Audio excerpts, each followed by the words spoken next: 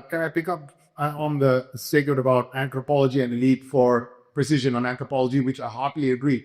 What do you mean by this? Do we need to even broaden that to cosmology and ontology? Okay, do we need to be more Aristotelian? What is reality? Does objective reality exist? Why? How? Does that make sense? I would hesitate actually about trying to do another creed. I think a better thing might be, this is the creed, it's historical, talk about Presbyterian. 17th century, I like subscription, the scrutiny that the Americans especially favoured. So where you explain something that you're hesitant about. I don't like declaratory statements either. It's got a background.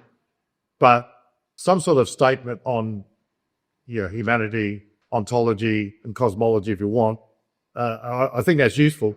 But to rewrite the creed, I think you'd take years and years, and I'm not sure it's worth it.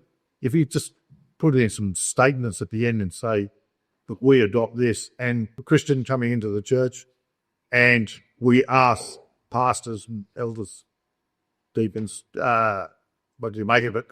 I think that can be done fairly quickly and would be much more worthwhile, I think. Trying to incorporate it into the Westminster Confession would be problematic. That's true, but I think what you're asking is basically we put something additional, and that's what I would say. We want something additional. I mean, I would be quite happy saying, look, here's the confession of faith we sign up to in the Presbyterian Church. Baptists sign up to that, someone else. If you need a new one, whatever. But what I would do is, like Tim Keller's catechism, the New City Catechism. I like it because it's an amalgamation of the others, but it leaves out baptism and stuff, and I don't like that. But I think you can have those things. But what you're saying, you're right. Anthropology is right.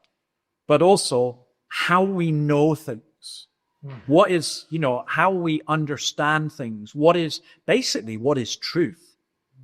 And I would have said creation, but trouble is most Christians understand that as arguing about evolution, whereas I would say that actually we're in a world where you need to go much further back.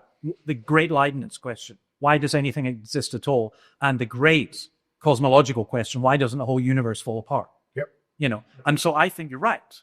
I think because humanity, we're talking about the doctrine of humanity, but that fits within cosmology and all the other things. That's why I'm saying these big areas are ones that we could do. But I think Peter's right as well in that we do that as additional, not try and rewrite stuff I'm not going to rewrite the Apostles' Creed.